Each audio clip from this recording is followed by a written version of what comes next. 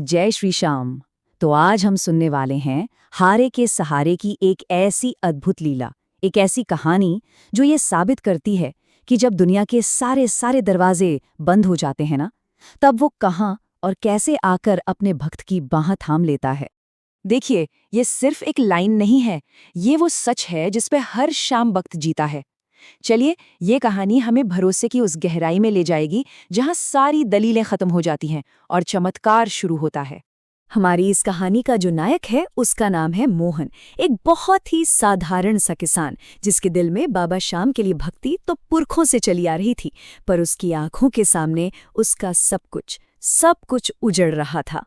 जरा सोचिए, राजस्थान का एक गांव है सावरपुरा, जहां सालों से आसमान से पानी की एक बूंद तक नहीं गिरी।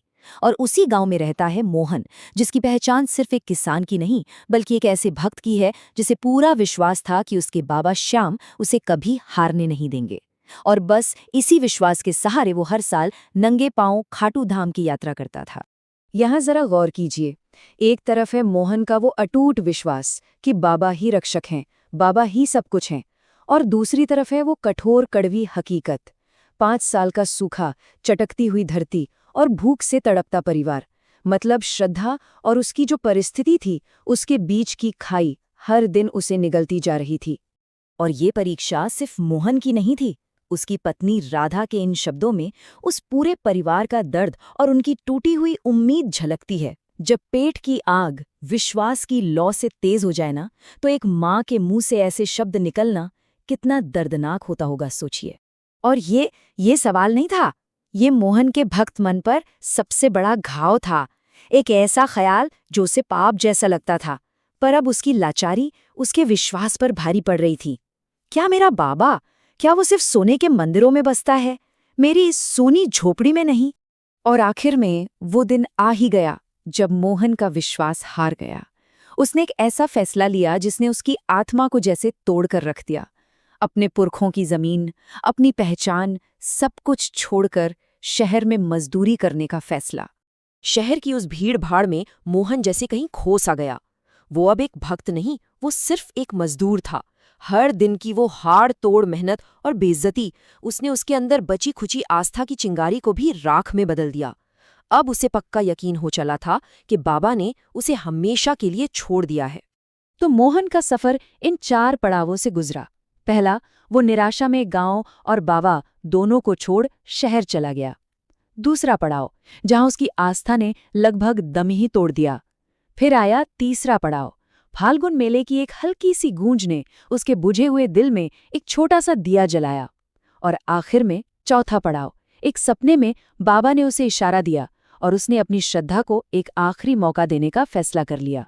और बस अब शुरू होती है मोहन की असली परीक्षा। खाटू धाम की वो पैदल यात्रा जो अब सिर्फ एक यात्रा नहीं थी, बल्कि अपने हारे हुए विश्वास को फिर से जिंदा करने की एक जंग बन चुकी थी। ये कोई मामूली दर्द नहीं था। सड़कें आग की तरह तप रही थीं, उसके पैरों को जला रही थीं। छालों का दर्द उसकी रूह तक को छलनी कर रहा था और शरीर का एक एक हिस्सा जवाब दे चुका था। उसकी हिम्मत, उसका विश्वास दोनों टूटने की कगार पर थे। और ठीक तभी जब मोहन गिरने ही वाला था, बाबा ने अपनी लीला दिखाई। उसे श्याम भक्तों का एक जत्था मिला। अरे, उनकी आंखों में थकान का नामो निशान नहीं था, एक अलग ही एक दिव्य चमक थी। और उनके मुंह से निकल रहा था भजन, हारे का सहारा बाबा श्याम हमारा। ये शब्द मोहन के लिए जैसे दवा बन गए।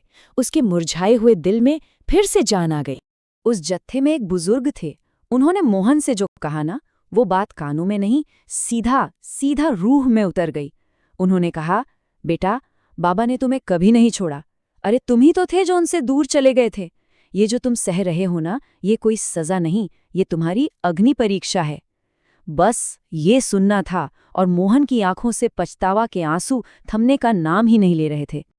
और जैसे ही भक्त ने सच्चे मन से पश्चाताप किया, भगवान ने भी अपनी कृपा दिखानी शुरू कर दी।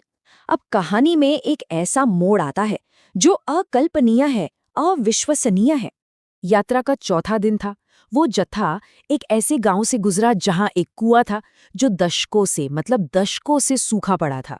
जमीन में गहरी गहरी दरारें थीं, उसमें पानी की एक बूंद की कल्पना करना भी नामुमकिन था। और तभी अचानक उस सूनी मृत पड़ी धरती के सीने से एक कलकल की आवाज सुनाई दी। सब हैरान होकर एक दूसरे की तरफ देखने लगे। ये क्या हो सकता था? और जो उन्होंने अपनी आंखों से देखा वो साक्षात चमत्कार था।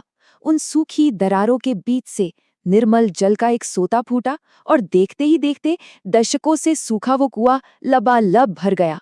हर कोई हैरान था, बस बाबा शाम के जयकारे गूंज रहे थे। मोहन के लिए वो सिर्फ पानी नहीं था, वो तो बाबा का भेजा हुआ अमृत था। वो एक ऐसी दिव्य कृपा थी जिसने उसके बंजर हो चुके विश्वास को फिर से हरा भरा कर दिया। उसकी आस्था का उसी कुएं के जल से जैसे पुनर्जन्म हो गया था। अब कहानी अपने उस पड़ाव पर पहुंच चुकी है जहां भक्त की परीक्षा खत्म होती है और बाबा का प्यार, बाबा की कृपा बरसती है। जब मोहन आखिर में अपने बाबा के दरबार पहुंचा तो उसके पास कहने के लिए शब्द ही नहीं थे। वो बस अपने प्रभु के सामने घुटनों पर बैठ गया और उसकी आंखें गंगा यमुना बनकर बहने लगी। ये आंसू अब शिकायत के नहीं थे, ये तो अपने बाबा से दोबारा मिलने की खुशी और पछतावे के आंसू थे। दर्शन करने के बाद मोहन वापस अपने गांव के लिए चल पड़ा। पर अब वो अकेला नहीं था, उसके साथ उसका खोया हुआ विश्वास था।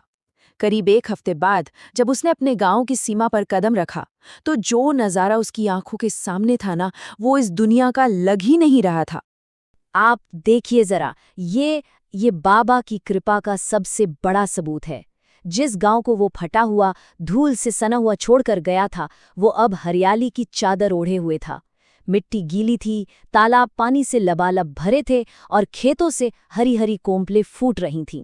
बाबा ने सिर्फ उस एक कुएं को नहीं, उसके पूरे गांव को तृप्त कर दिया था। उस साल मोहन के खेतों में ऐसी फसल हुई जो गांव में किसी ने कभी नहीं देखी थी। उसके घर में खुशियां और समृद्धि लौट आई और उसकी खाटू धाम की यात्रा अब कुछ मांगने की नहीं रही, बल्कि हर साल सिर्फ अपने बाबा का धन्यवाद करने की यात्रा बन गई। उसने ये सीख लिया था कि दुख भगवान से दूरी नहीं, बल्कि उनके सबसे करीब आने का रास्ता होता है। तो इसे क्या कहेंगे, विश्वास की जीत या बाबा की कृपा? असल में बात यह है कि जहां भक्त की सहनशीलता की हद खत्म होती है ना, ठीक वहीं से तो हारे के सहारे की लीला शुरू होती है। बोलिए हारे के सहारे की जय।